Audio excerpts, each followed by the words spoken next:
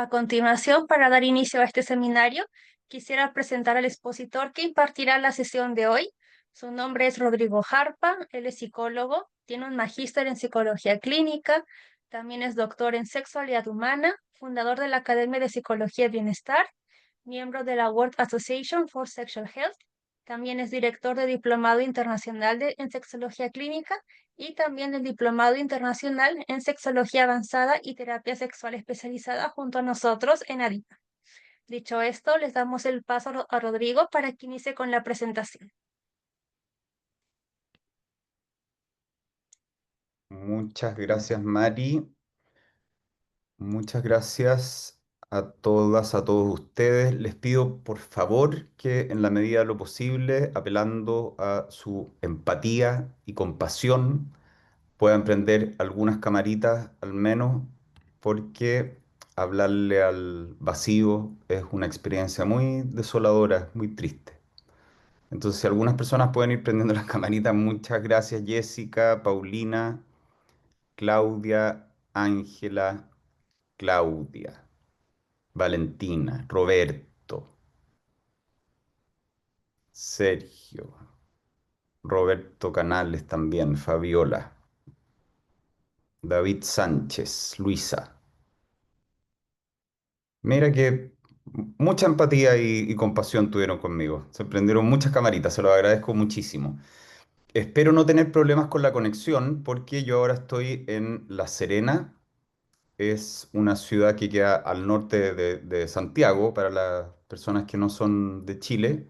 Yo vivo en Santiago, estaba trabajando acá, haciendo charlas de educación sexual en un colegio y me quedo hasta mañana porque así alcanzaba a tener el seminario y estoy en el hotel y la conexión no es muy buena.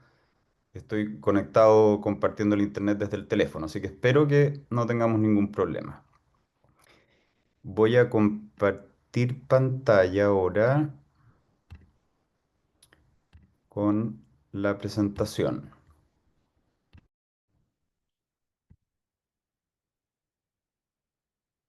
Vamos a achicar un poquito esto. Esto lo vamos a correr.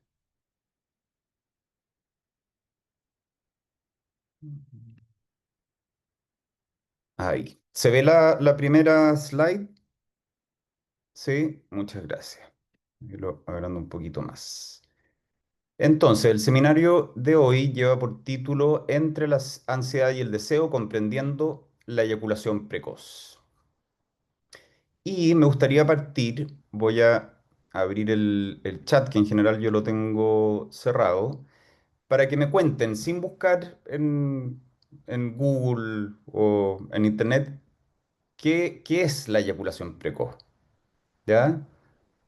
Para ver un poco qué es lo que entendemos de este concepto. Durante la historia han habido distintas formas de clasificarla, de entenderla, de definirla. Entonces me gustaría, si es que pueden dejar sus comentarios de qué es lo que entienden ustedes, ¿ya? Y ojalá que mientras menos sepan, mejor, porque en el fondo es un poco la información que maneja la población general, ¿ya? Súper, ahí ya están dejando algunas respuestas. Acabar rápido, emitir espermio tempranamente, eyacular rápido, eyacular antes del tiempo deseado, tener una eyaculación en muy poco tiempo y en ocasiones con poco estímulo, se entiende por tener una reacción de eyacular antes de completar un ciclo sexual, eyacular antes de lo deseado por la persona, un problema para los hombres, eyacular antes del tiempo que el sujeto desea, es la eyaculación antes de lo que la persona gustaría, eyaculación precoz, dificultad para controlar el momento de eyacular, orgasmo y emisión de semen que ocurren justo antes o poco después de comenzar el acto sexual. Ya, súper. Cuando el hombre eyacula antes de un minuto en la vagina, es un problema para el hombre y la mujer si es que es un tema para ambos. Disgusto emocional para hombre y mujer. Ya, súper. Muchas gracias por su respuesta. Y sí, yo creo que si las vamos juntando, podemos ir acercándonos a una definición de eyaculación precoz, pero así como con la clasificación de distintos trastornos, patologías, dificultades, es súper interesante cuando empezamos a analizar un poquito más y quizás a cuestionarnos y a profundizar un poquito más en los conceptos, ¿ya? Porque, por ejemplo, Melina dice acabar rápido, ¿ya? Sí, en general, cuando nosotros pensamos en eyaculación precoz, sí, pensamos en acabar rápido. Ahora, ¿qué es rápido? ¿Y quién define esa rapidez? Acabar rápido en comparación con qué, en comparación con qué criterio. Emitir espermio tempranamente. Bueno, entiendo que, si no me equivoco, a lo que se refiere Roberto con emitir espermio sería eyacular también tempranamente. Pero ahí volvemos a esa pregunta, tempranamente, ¿en comparación con qué? ¿Quién define si es tempranamente o no es tempranamente? Ángela dice eyacular rápido. De nuevo, rápido, ¿qué sería rápido? Mariana va un poquito más allá y dice eyacular antes del tiempo deseado. Que sí, es eyacular antes del tiempo deseado, pero ¿qué pasa, por ejemplo, si el tiempo deseado para eyacular de una persona es a los 30 minutos y eyacula antes del tiempo deseado, eyacula a los 25 minutos? ¿Sería eyaculación precoz? Tener una eyaculación en muy poco tiempo y en ocasiones con poco estímulo. Ahí volvemos, claro, este criterio del tiempo, ¿no es cierto? Se entiende por tener una reacción de eyacular antes de completar un ciclo sexual. Ahí yo me preguntaría, ¿qué entendemos por completar un ciclo sexual? ¿Qué sería un ciclo sexual? Eyacular antes de lo deseado, un problema para los hombres, eyacular antes del tiempo. Claro, está en muchas de las definiciones que plantean ustedes está el criterio del tiempo, ¿ya? Ahí Antonia, bueno, plantea una idea similar, es la eyaculación antes de lo que la persona gustaría, que es un poco este ejemplo medio extremo que les pongo yo, como si una persona gustaría eyacular en 30 minutos y eyacula a los 25, ¿será eyaculación precoz? Paulina plantea algo distinto, es dificultad para controlar el momento de eyacular. Y ahí nos podríamos preguntar, ¿se puede controlar el momento de eyacular? Porque la eyaculación es un reflejo. ¿Podemos controlar los reflejos? Orgasmo y emisión de semen que ocurren justo antes o poco después de comenzar el acto sexual. Angélica Oneto dice cuando el hombre eyacula antes de un minuto en la vagina. Que quizás si leemos eso, podríamos, no sé qué piensan de esa definición que plantea Angélica, cuando el hombre eyacula antes de un minuto en la vagina. ¿Hay algo que les llame la atención? Ahí están saludando. Marisela, buenas noches.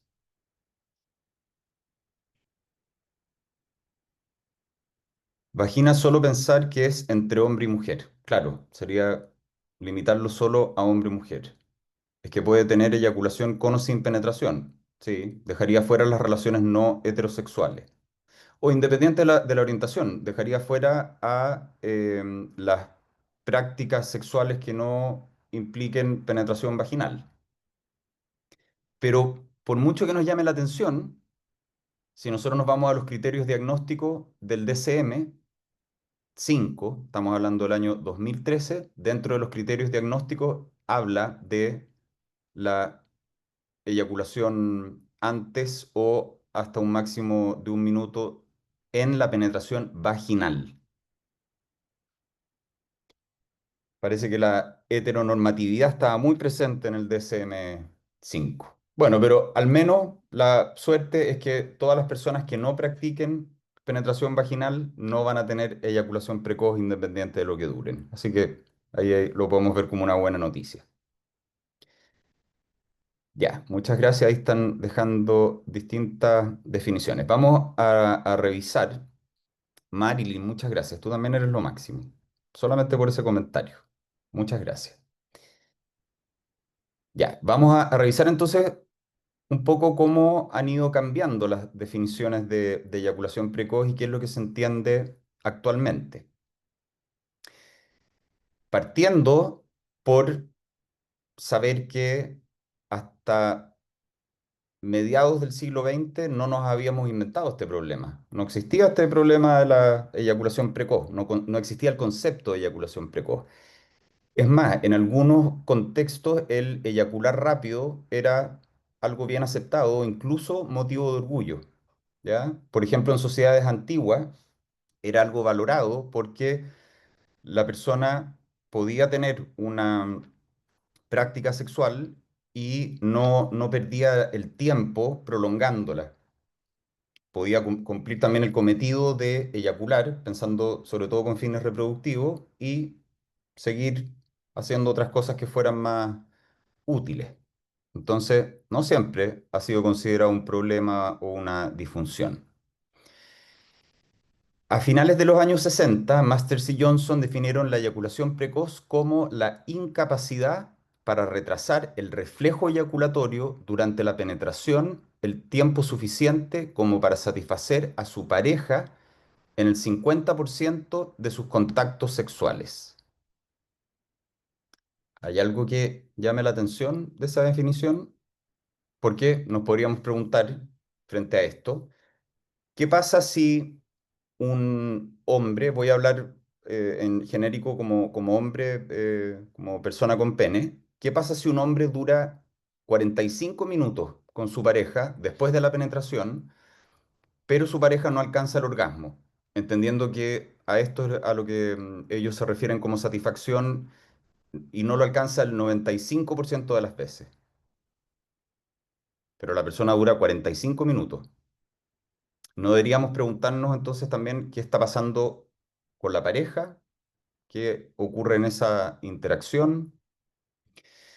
Luego, Helen Singer Kaplan plantea que la eyaculación precoz es inconfundible, pero difícil de definir con exactitud.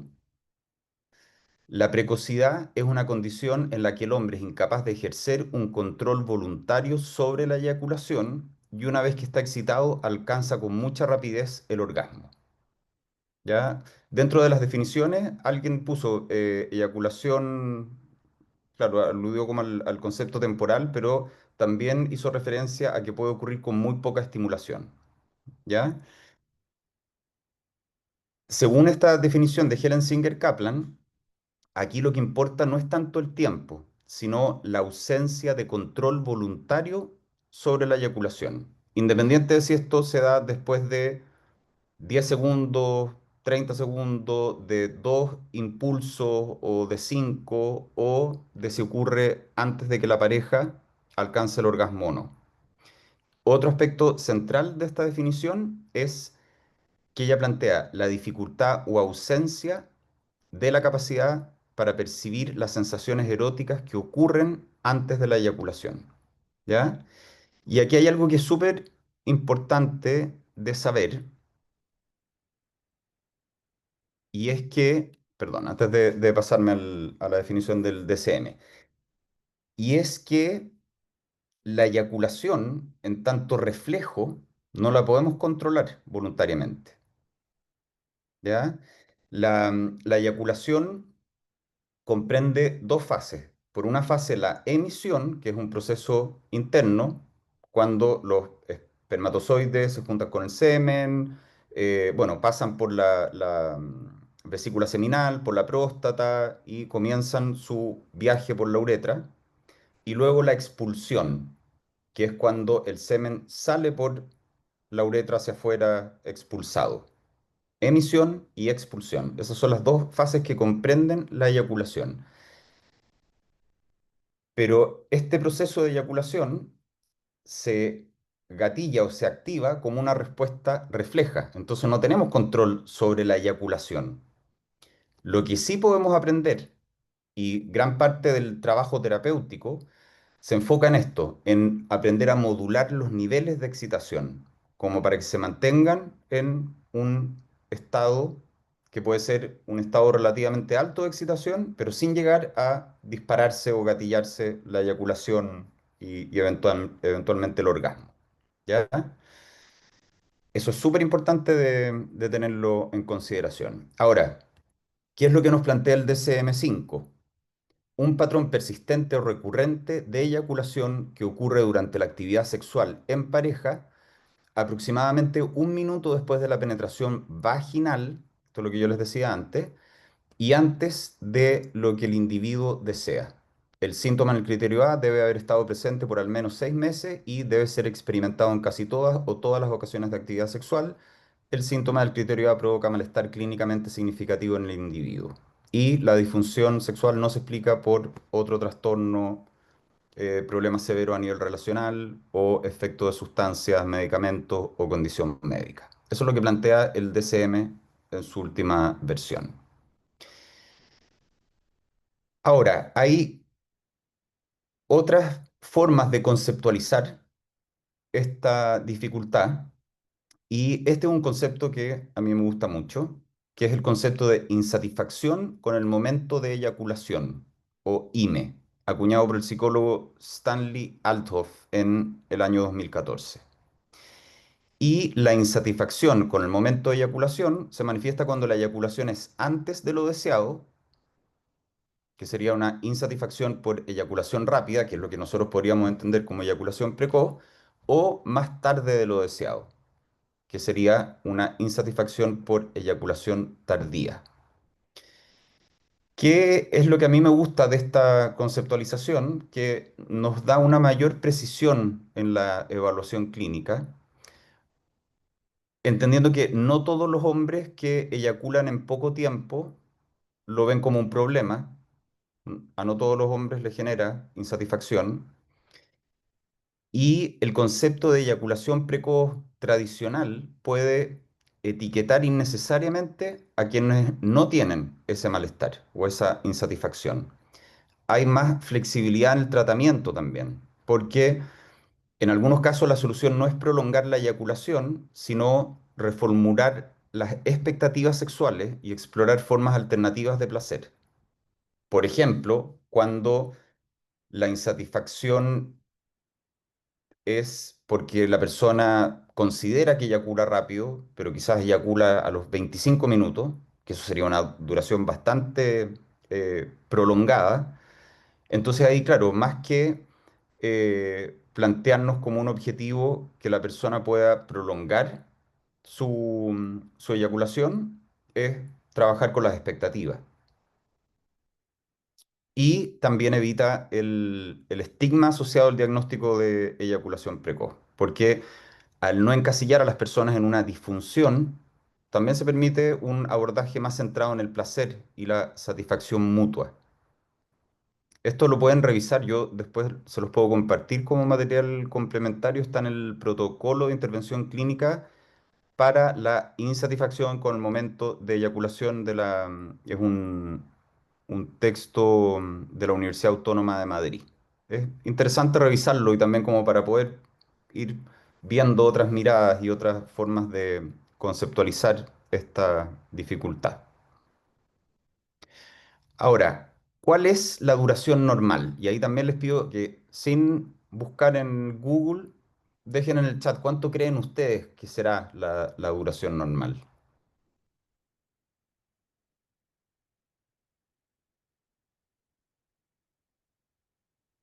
Súper bien, Sergio, el comentario que deja, la variable tiempo es imprecisa, porque quien no puede eyacular casi nunca también tiene falta de control eyaculatorio.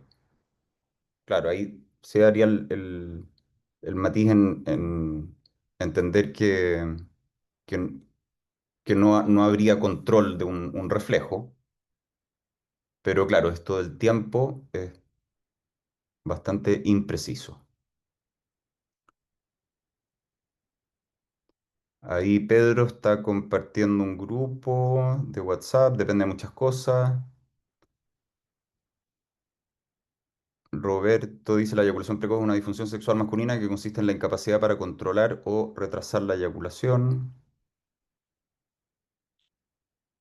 Perfecto, ya, buenísimo. Acá están dejando sus numeritos Eh, la pregunta es, ¿cuál es la duración normal? Nicolás dice 10 minutos, Paulina 15, Melina 3, Magda 5 minutos, Paula Olave 13 minutos. Mira, qué curioso, Paula, porque 13, pues en general se plantea como un número cerrado, 13. Natalia 20, Valentina 5, lo que el sujeto desee. Bran Pantoja 10 minutos. ¿Por qué bajo la influencia del alcohol se retrasa notablemente la eyaculación? Bueno, porque el alcohol es un depresor del sistema nervioso y en general la respuesta sexual completa, sobre todo los aspectos fisiológicos de la respuesta sexual, es como que se les bajara el volumen. La erección puede ser que no sea tan rígida y llegue a tanta turgencia. Puede ser que los niveles de excitación tampoco alcancen un nivel muy alto. Es como que todo bajara un poquito de volumen. Entonces, al bajar el volumen de la excitación, también eventualmente se retrasa la eyaculación. 20 minutos, 12 minutos, 15 minutos, 11, 15, 12. Nicole, de 5 a 10. El promedio mencionado de manera común es de 4 a 5 minutos. Gael Mendoza, 15 minutos, 10 minutos, en cada hombre es diferente. 7, 15 a 20 minutos.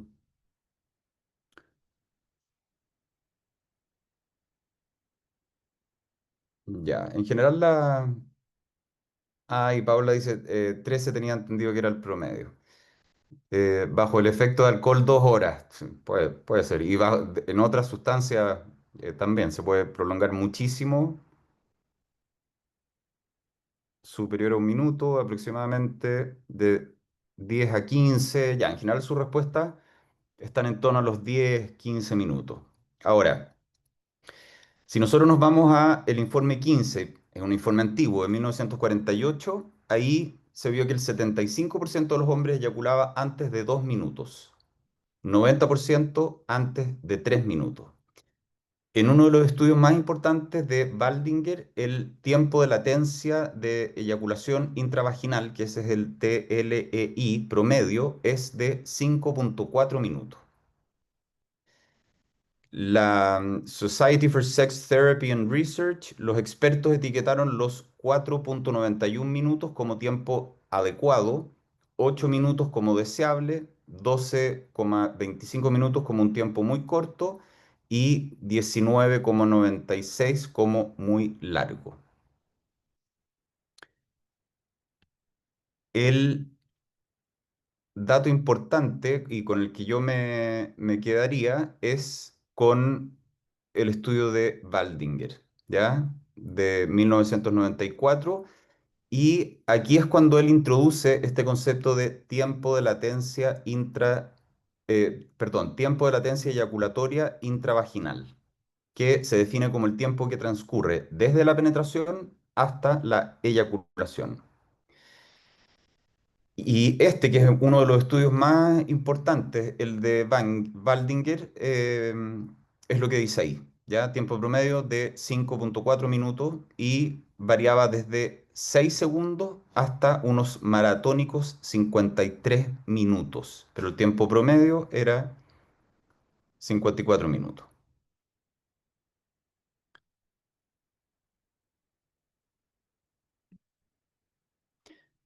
La prevalencia de la eyaculación precoz es alta a lo largo de todo el ciclo vital, a diferencia de la disfunción eréctil que aumenta con el paso del tiempo. Los estudios reportan rangos de prevalencia entre 20 y 35%. En general se estima que uno de cada 3 hombres adultos podría cumplir con los criterios diagnósticos de eyaculación precoz. Y acá vemos en este gráfico de Laumann de 1999, la prevalencia de eyaculación precoz en comparación con la disfunción eréctil en las distintas edades.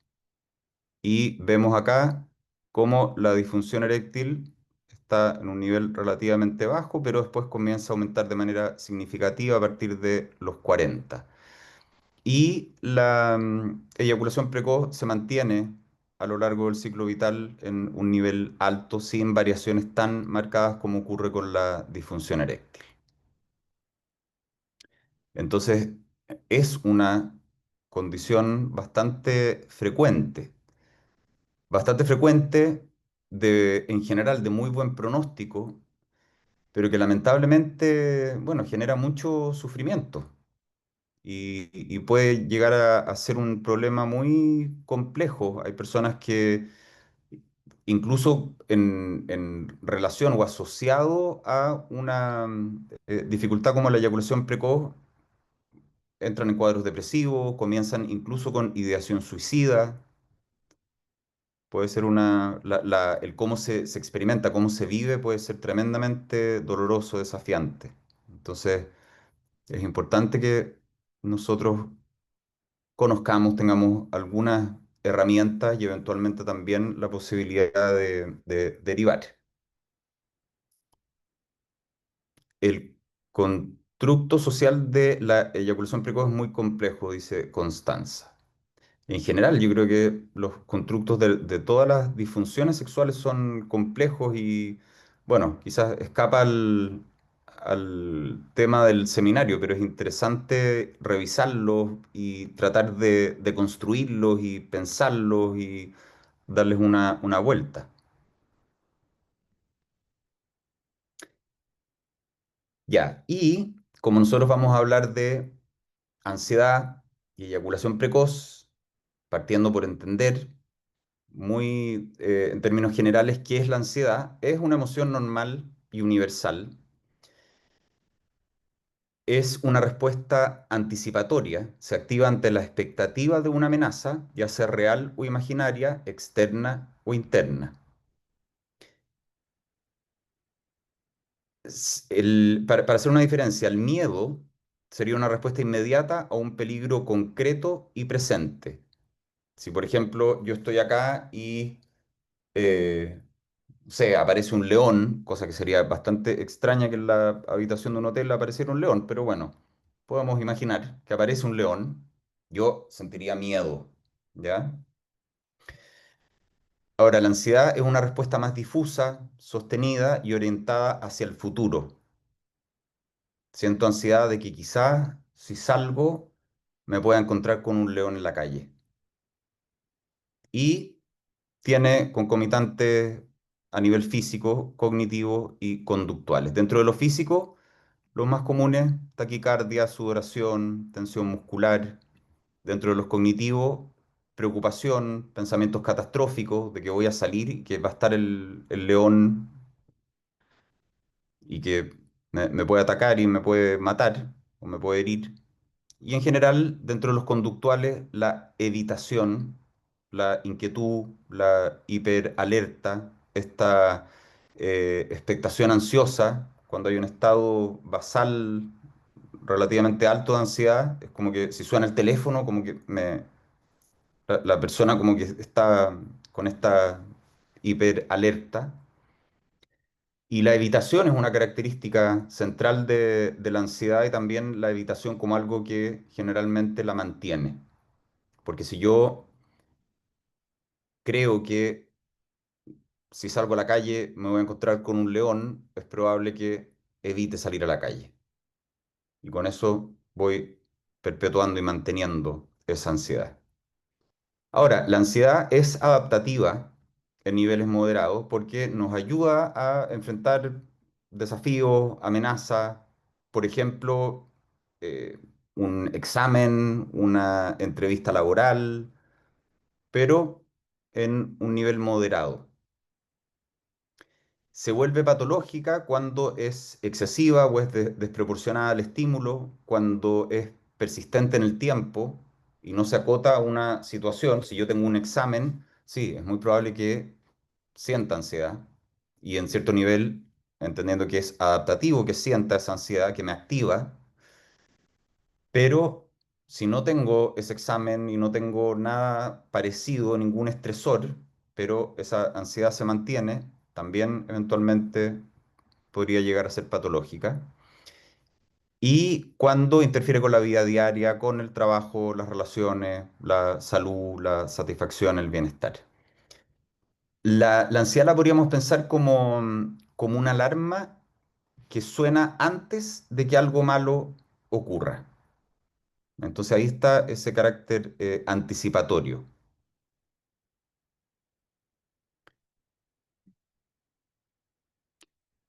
A ver, no estoy revisando mucho el chat porque me cuesta hacer dos cosas al mismo tiempo, pero vi que habían dejado algo sobre... Constanza profundiza ahí sobre el constructo social de la eyaculación. A eso iba. Lo que se espera por parte de un hombre en un acto sexual hace que posea una expectativa o idea de ese momento. Si nosotros pensamos en todas las disfunciones sexuales o prácticamente todas las disfunciones sexuales, tiene que ver con lo que se espera, según alguien, según el momento histórico, cultural.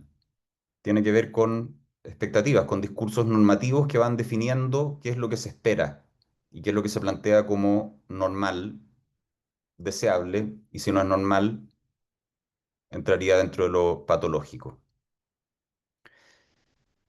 Leo dice, pero en este caso la ansiedad se puede atribuir al hombre en el momento que tenga aún primera relación sexual y la ansiedad juegue su papel de quizá no tener necesariamente una disfunción. A ver, si entiendo bien la pregunta, sí, es bastante esperable que en los primeros encuentros sexuales, ya sea en términos de iniciación sexual o con una nueva pareja, haya un nivel de ansiedad relativamente alto, más o menos alto, pero es esperable. Eh, Ahora, ¿cuándo ya pasa a ser una disfunción? Porque él dice que quizás no tener necesariamente una disfunción, cuando esta ansiedad se traduce en síntomas que se mantienen durante el tiempo y que generan malestar en la persona. Que eso es un componente transversal a las distintas disfunciones sexuales.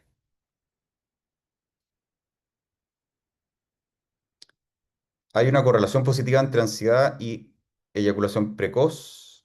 Muy bien, Emanuel. Ya, voy a dejar de leer el chat porque si no yo me distraigo y sus comentarios y sus preguntas están súper interesantes, pero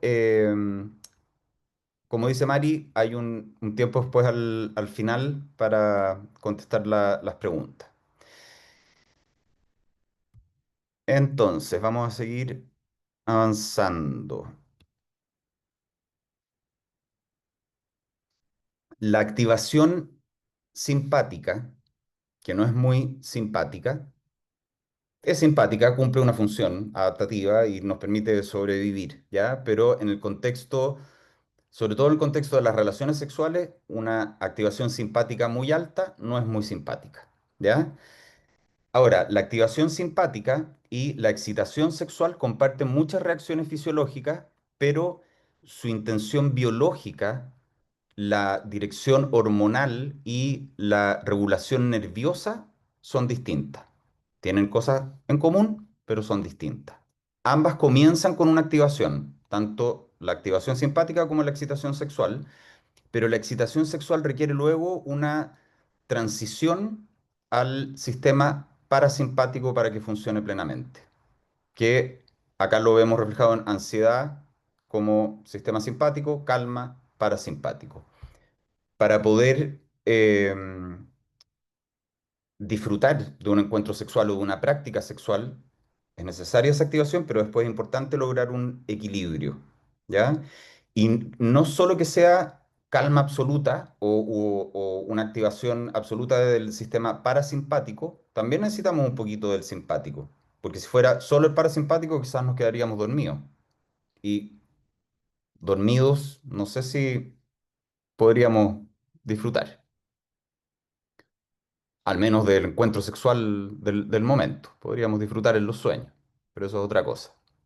Entonces, dentro de las características de la ansiedad, de la activación del sistema simpático, dilatación de las pupilas o midriasis, aumento de la frecuencia cardíaca, elevación de la presión arterial, respiración rápida y superficial, inhibición de la digestión, aumento de la tensión muscular, inhibe la excitación.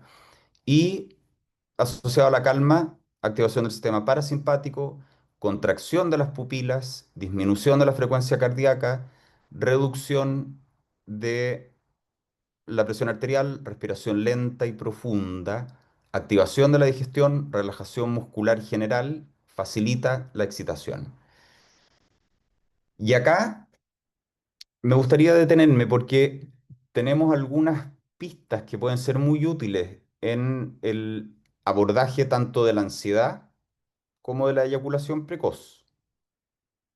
Si nosotros vemos en la ansiedad, hay una activación del sistema simpático, podemos controlarlo voluntariamente, es parte del sistema nervioso autónomo, entonces no tenemos mucho que hacer ahí.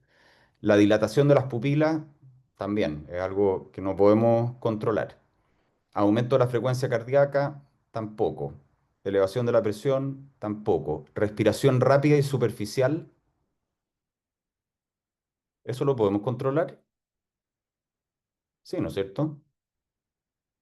Ahí tenemos algo donde podemos intervenir. Porque si hay un alto nivel de ansiedad, de activación del sistema nervioso simpático, y quizás nosotros buscamos más calma y activación del sistema parasimpático, podemos reemplazar esa respiración rápida y superficial por una respiración más lenta y profunda. En la inhibición de la digestión o la activación de la digestión tampoco tenemos mucho que hacer. En el aumento de la tensión muscular, ahí sí podemos hacer algo también. Ahí también tenemos un punto donde podemos intervenir. Entonces, si hay un nivel alto de ansiedad y entendemos que está asociado a aumento de la tensión muscular, podemos intencionar la relajación muscular general. No sé cómo sacar esta obra de arte que hicieron ahí. Eh, a ver, que lo tengo que desactivar. Mm, Ya.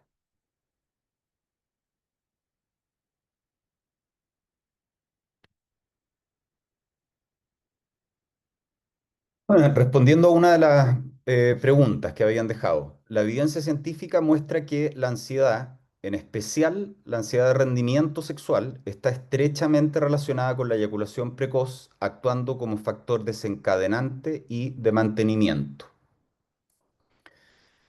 Se ha detectado una activación elevada del sistema nervioso simpático en hombres con eyaculación precoz relacionada con estados de ansiedad anticipatoria. El sistema nervioso autónomo sabemos que regula los procesos fisiológicos y acá hay un dibujito que después ustedes van a tener esta presentación, entonces ahí lo pueden revisar con más detalle, ¿ya? La regulación del sistema nervioso autónomo ocurre sin un control consciente, es decir, con carácter autónomo, por eso su nombre, y las dos divisiones principales es sistema simpático y parasimpático. Pero recuerden que sí, nosotros podemos intervenir puntualmente en la respiración y en la contracción o relajación muscular.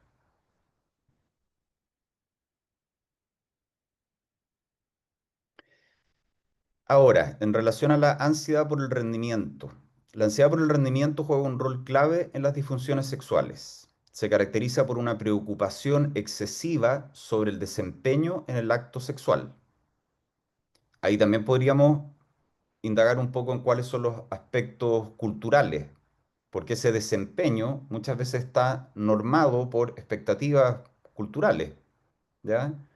Muchas veces también está normado por lo que se ha aprendido, bueno, sí, que se ha aprendido, que se ha visto a través de la pornografía. Y sabemos que eso nos puede generar una trampa, sobre todo si es que creemos que eso es como el modelo a seguir, o eso es lo normal, o eso es hacia dónde tendríamos que aspirar, o cómo deberíamos funcionar. Transforma a la persona en espectador de su desempeño en vez de actor inmerso en la experiencia. ¿Ya? Esa es una característica central de esta ansiedad por desempeño. La persona está automonitoreando, ¿ya? Y cuando, por ejemplo, tiene ansiedad de que no va a lograr una erección o de que va a perder la erección, está automonitoreando, como mirándose de arriba y observando, estoy teniendo la erección, hay veces que incluso lo puede comprobar físicamente, se toca para ver si está con la erección o no, etcétera. Entonces, toma este rol de un espectador. La atención se dirige a dudas y pensamientos intrusivos. ¿Podré hacerlo esta vez? ¿Será otro fracaso? ¿Iré a eyacular rápido? ¿Se me irá a bajar la erección? Y en general, acá también vemos cómo operan los aspectos culturales, porque en general muchos de los pensamientos intrusivos durante las relaciones sexuales tienen diferencias por género. En general, muchos de estos pensamientos que distraen de la experiencia erótica, se ha visto que en mujeres tienden a ir más relacionados con la autoimagen, de cómo me estoy viendo, de si, no sé, están las luces prendidas, de que en esta posición quizás se me ven las pechugas muy caídas, tiene que ver con ese automonitoreo.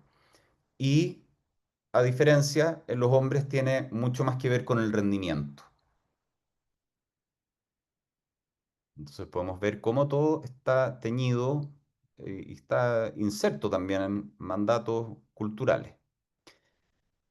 Ahora, esta ansiedad por desempeño en hombres puede inhibir la erección. Acá lo que ocurre es que el sistema parasimpático queda bloqueado por la activación simpática. Y al mismo tiempo, también puede provocar la eyaculación precoz. La erección, mediada por el sistema nervioso parasimpático, puede verse bloqueada por la activación del sistema nervioso simpático en forma de ansiedad. Dado que la eyaculación, al igual que la ansiedad, está mediada por el sistema nervioso simpático, la excitación de este sistema en forma de ansiedad puede aumentar el nivel de estimulación y por lo tanto incrementar el potencial de eyaculación precoz. Entonces, respondiendo a la pregunta de si hay una correlación entre ansiedad y eyaculación precoz, sí hay una correlación. ¿Ya? ¿Y cómo podemos entender un ciclo? Pensemos, si es que partimos por la ansiedad, hay un estado alto de ansiedad, ¿ya?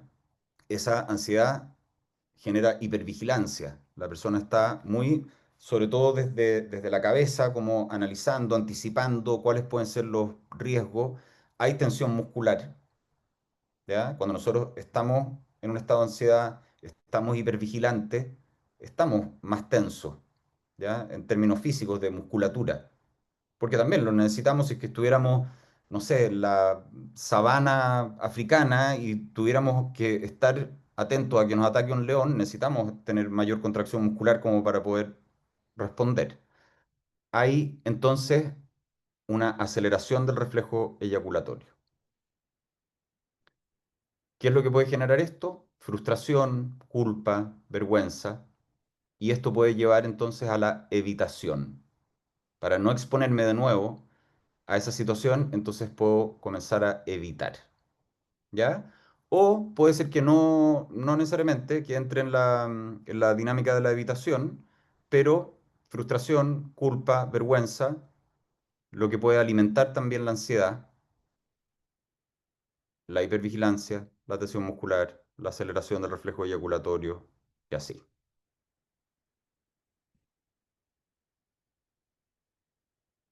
Dentro de las técnicas, ya que hay distintas intervenciones propias de la terapia sexual. La técnica de parada y arranque es uno de los procedimientos conductuales más utilizados para el tratamiento de la eyaculación precoz y consiste en una serie de ejercicios masturbatorios graduales que permiten al paciente reconocer las sensaciones asociadas a distintos niveles de excitación. Al modificar la estimulación, la persona aprende a ralentizar su respuesta sexual y aumentar el control eyaculatorio. Si quieren profundizar un poquito más en esto, hay un, bueno, se los puedo compartir después en el material complementario, pero hay un video, yo creo que si buscan en YouTube y escriben eyaculación precoz, parada y arranque, Rodrigo Jarpa, van a encontrar un video donde yo explico el paso a paso de cómo hacer este ejercicio de parada y arranque. Súper detallado y lo pueden usar para lo que quieran, lo pueden compartir con sus pacientes, puede servir como referencia, ¿ya? Porque ahí lo explico súper al detalle.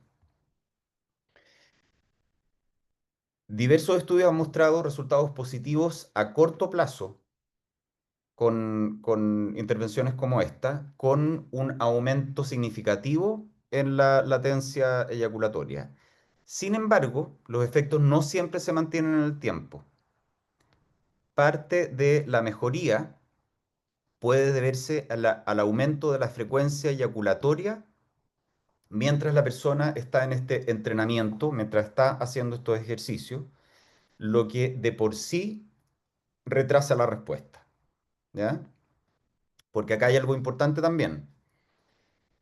Mientras menos frecuencia eyaculatoria haya, y hablo de frecuencia eyaculatoria, no estoy hablando de relaciones sexuales, puede ser que esa eyaculación sea en una relación sexual o en la masturbación, pero en el fondo, descarga eyaculatoria, mientras menor sea,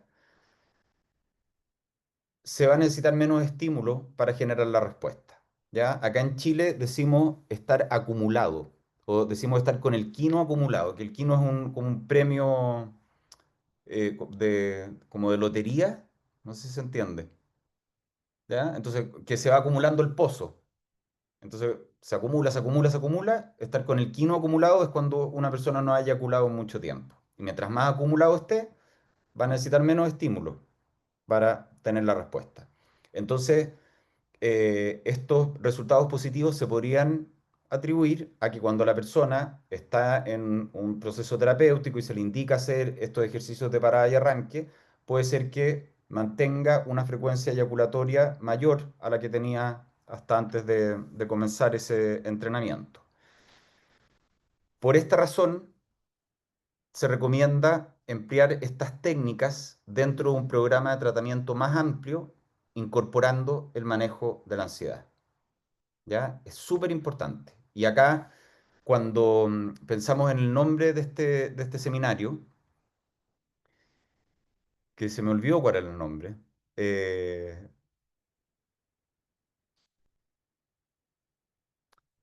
déjenme... Ah, porque yo le puse entre la ansiedad y el deseo, comprendiendo la eyaculación precoz. Pero también mi idea con este título del seminario era que podamos manejar nuestra propia ansiedad y deseo de ayudar a la persona, porque hay veces que quizás por esa ansiedad y ese deseo de ayudar, nos podemos enfocar solamente en lo técnico y solamente en las técnicas o intervenciones que van directamente relacionadas al manejo de la eyaculación precoz, pero dejamos fuera el manejo de la ansiedad. Y es súper importante también que trabajemos con la ansiedad, sobre todo siendo conscientes de que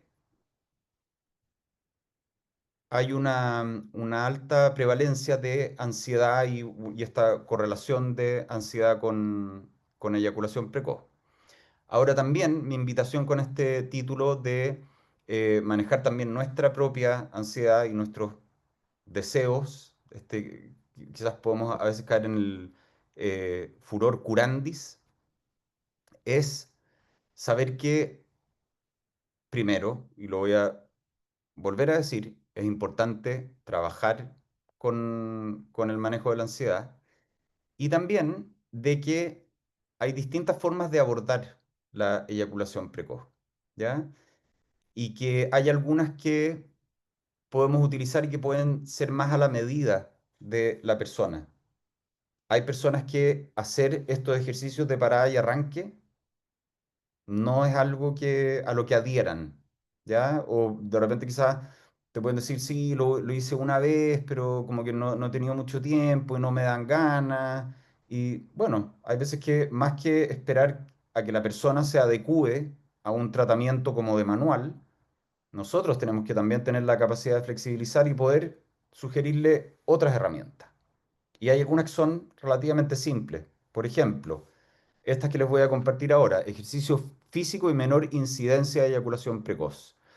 En un artículo publicado en la revista del Hospital Psiquiátrico de La Habana, se documenta que hombres físicamente activos reportan menor incidencia de eyaculación precoz comparado con aquellos sedentarios.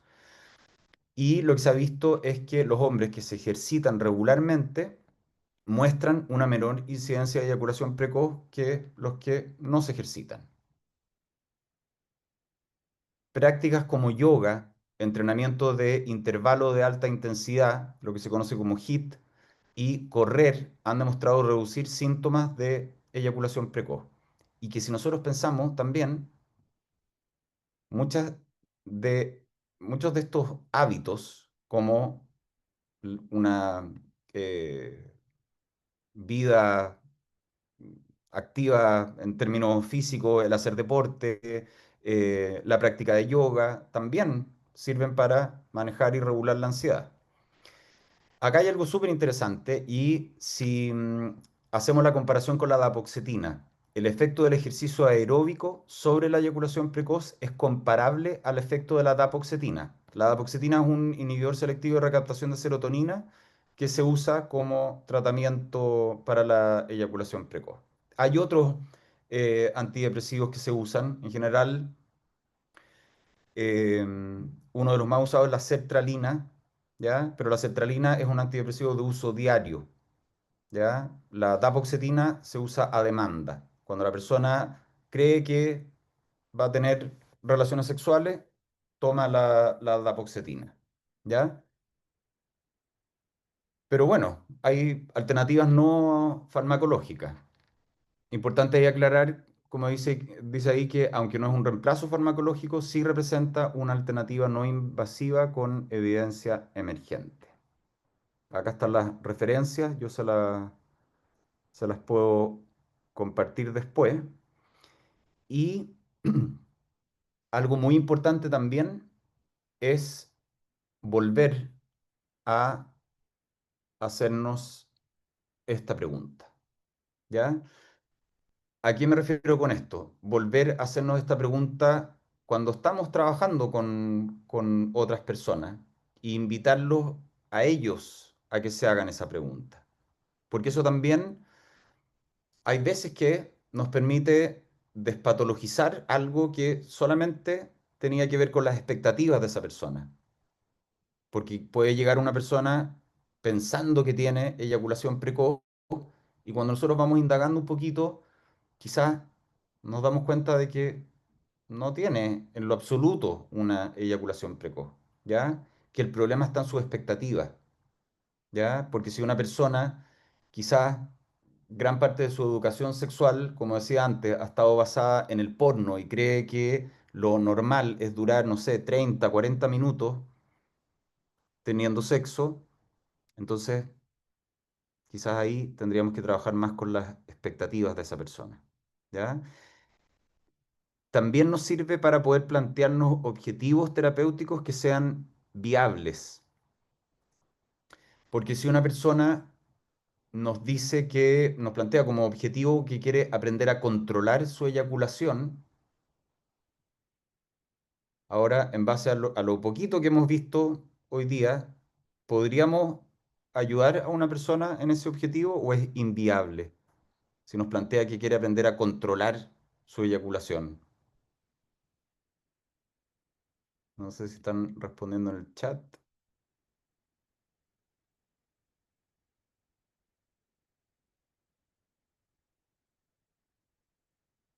Ahí, Constanza, compartiste ese. Es que no sé si lo pincho, si me voy a ir a otra página. ¿Será el video que les dije?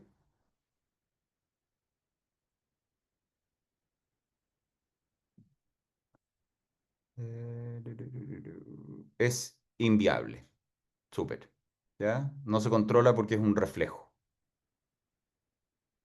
¿Ya? Entonces, súper importante que esta pregunta la mantengamos presente y también que la podamos reflexionar nosotros. Creo que, eh, bueno, quizás esto ya es más de gustos personales, pero como les decía, el pensar, el cuestionarnos, el repensar, el debatir, el abrir espacios de conversación que podamos mirar y cuestionarnos un poquito estas disfunciones sexuales y de cómo se ha ido patologizando la sexualidad o se ha ido medicalizando también, es algo necesario en términos prácticos y creo que es algo muy interesante también en términos de, no sé, nutrir la mente y la curiosidad.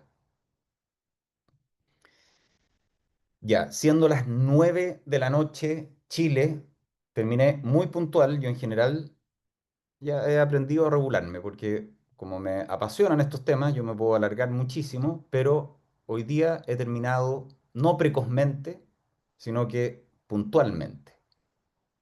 Pero hay un espacio para preguntas, así que ahí les dejo abierto el micrófono y el espacio.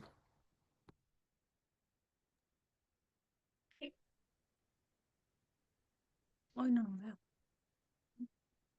Vamos a darle el paso a las tres primeras personas que levanten la manito por orden, ¿vale? Así que quienes tengan alguna pregunta pueden levantar la mano y les damos el pase. Acuérdense que son tres cupos. Gracias a ti, Pía, dejando algunos mensajitos.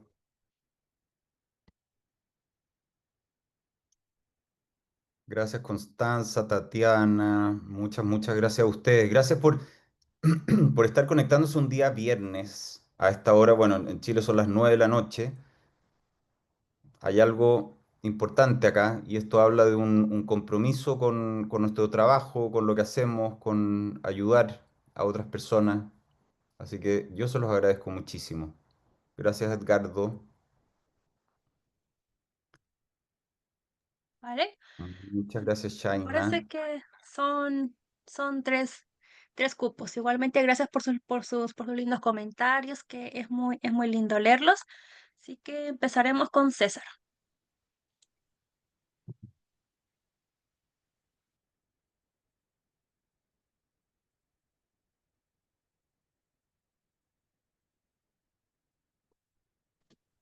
Ahí sí, ¿se escucha? Sí, Vale. Bueno, primero que todo, saludos a todos y a todas. Muchas también gracias a ti, Rodrigo, por el seminario del día de hoy.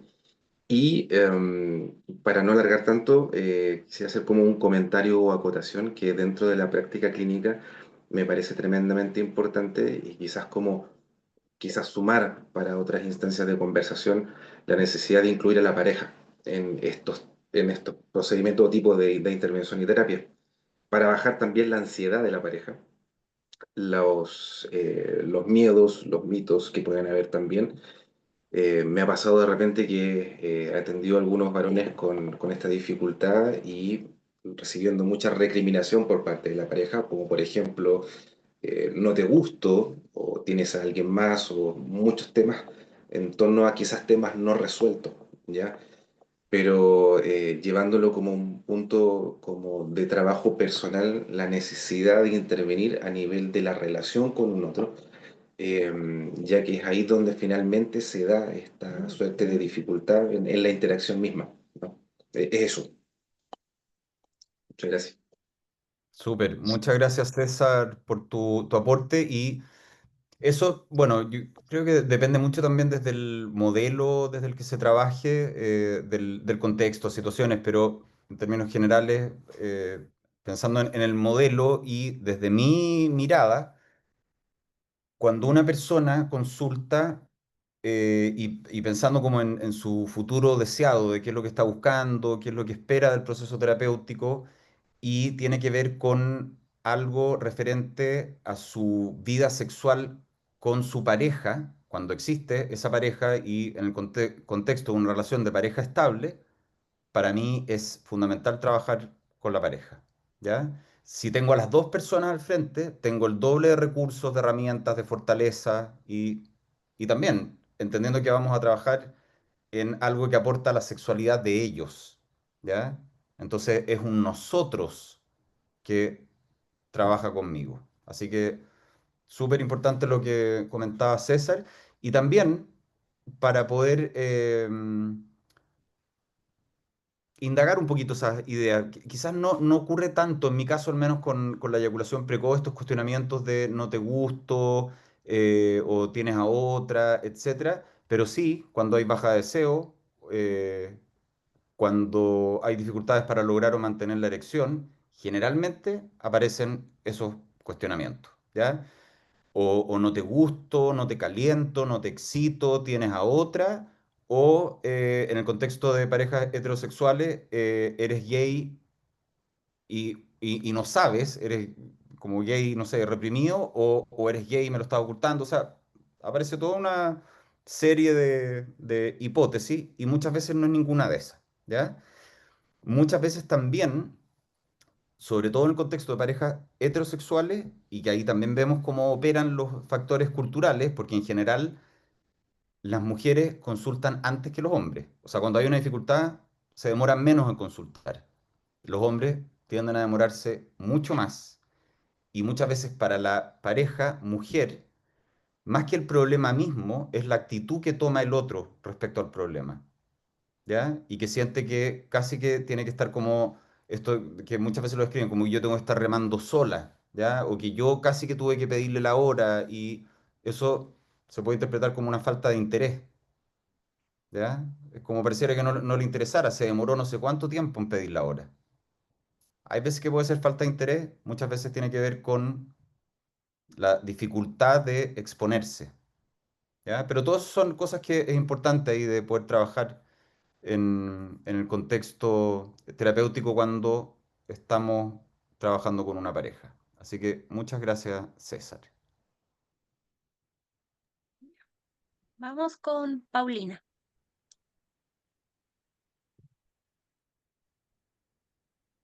Hola, buenas noches. Súper interesante para mí, la verdad es que es súper nuevo todo lo que escuché y tengo hartas preguntas, pero quiero solo hacer una. Ahora, primero, hacer una acotación para mí es un tema también súper social, es un tema que cae en los hombros de los hombres, pero un tema también social en cuanto dura, cuanto según su virilidad, etcétera. Lo otro que tengo una duda es cuando tú dices que es un reflejo, porque yo tenía entendido, y por favor corrígeme, que el hombre podía controlar cuando sentía esas ganas de eyacular, podía controlar y retardar o simplemente entregarlo. Pero cuando tú dices que un reflejo, entonces no es así, no se puede controlar. Eso sale cuando de una manera que no es algo que puedes controlar. Eso, esa duda tengo. Lo que sí puede controlar, y que ahí yo les di algunas pistitas, puede controlar, por ejemplo, la respiración. Esa es una herramienta muy efectiva para bajar los niveles de excitación, ¿ya? Puede controlar el relajar la musculatura, puede controlar la intensidad de los movimientos, ¿ya? Lo que sí puede controlar o regular es el nivel de excitación, pero la eyaculación misma como reflejo, cuando se gatilla, no hay nada que se pueda hacer. Se puede aprender a modular lo que viene antes, ¿ya? Esto no tienen por qué saberlo quienes no tengan formación en sexualidad, pero uno de los modelos de respuesta sexual, que quizás lo han visto, es como una curvita que parte subiendo y después llega a una fase relativamente alta y que se mantiene estable, que esa es la fase de meseta, que es cuando la excitación está en un estado relativamente alto y se mantiene constante. Y después ahí vendría la eyaculación, ¿ya? Entonces, gran parte del trabajo se enfoca en alargar esa fase de meseta. Ahí es donde la persona puede ir navegando y aprendiendo a modular ese nivel de excitación. ¿Ya?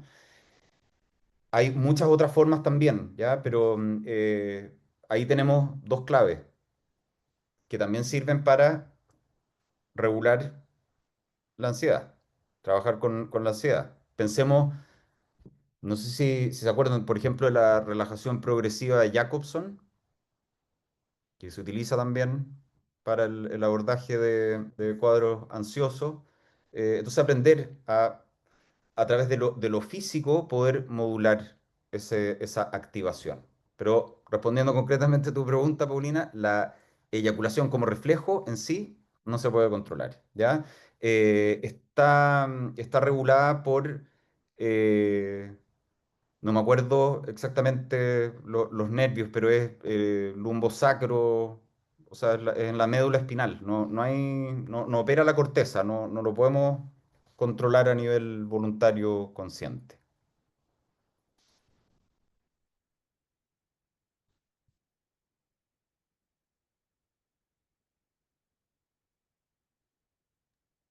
Vale, pues sí. Ahora continuamos con Leo. Ya finalizamos la ronda de preguntas. Hola Rodrigo, buenas noches. Bueno, de acá de Chile igual, sí, un tema muy demasiado, diría yo, interesante. Para resumir todo, bueno, César habló algo muy importante que quería tocar, pero sí ya lo mencionó. Claro, podemos ver al hombre con disfunción, ¿cierto? En este aspecto, pero sería bueno considerar también esas expectativas que también se hablan sobre la mujer. Porque si bien el hombre viene prácticamente llega a ser enjuiciado de que ¿por qué duras poco? ¿Por qué tienes esta situación? Quizás sea trabajo, quizás sea cualquier factor. Pero ante esas situaciones, como ya se puede saber de que el hombre tiene una disfunción y es biológica y puede ser una enfermedad, o no, sería bueno que también considerar dentro de todas las expectativas, eh, ¿sucede algo con la mujer en este caso? Como se mencionaron algunas expectativas, considerar que a lo mejor la mujer también podría tener un problema, a lo mejor fuera de las expectativas. Ah, que duras menos, que el hombre tiene que durar más. ¿Me comprende? Creo que es un tema muy importante a considerar porque yo una vez tuve una experiencia así. Quiero resumir todo, una experiencia propia. Eh, Acabé ni siquiera rápido, no sé a qué se consideró rápido en este caso, ¿ya? Pero ¿qué pasa? Que mi expareja me dijo, ah, pero ¿por qué te fue tan rápido? Yo le dije, pero ¿por qué yo tengo que ser el problema? A lo mejor eres tú. Hubo un silencio. Y ahí me dio que pensar hasta el día de hoy. Gracias a Dios no tengo esos problemas. Excedí en tomar alcohol y me di cuenta que también causan esas dificultades. Pero considerar eso, que no solamente el hombre puede ser el problema. Sí, de todas maneras, Leo, y ahí en el trabajo, en el contexto cuando es con pareja, independiente si la pareja es hombre, mujer, pero siempre es importante trabajar con las expectativas. Porque, de nuevo, hay mucha pornoeducación dando vueltas y al menos en Chile la educación sexual integral no es algo de lo que nos podamos enorgullecer o que sea algo muy común o frecuente. Entonces, claro, muchos de los mensajes vienen de, por ejemplo, del porno y todo esto como que en general el porno es como es como una lógica bien gringa, como todo bien grande, como más, como, no sé, me imagino el McDonald's como esas papas XXL y todo exagerado y, ¿ya? Entonces siempre es importante trabajar con las expectativas y claro, ahí quizás más que enfocarnos en de quién es el problema, es ver cómo juntos pueden ir trabajando en una solución. Más que como, no, el problema eres tú o el problema soy yo, porque ahí nos podemos quedar en un entrampe que puede ser medio inerte o que no nos puede generar muchos frutos. Entonces enfocarnos juntos en las soluciones, pero volviendo a tu comentario, súper importante trabajar siempre con las expectativas de todas las personas que estén implicadas en la situación y en el proceso de terapia también. Y gracias por compartir eso, Leo, también. Se agradece tu experiencia.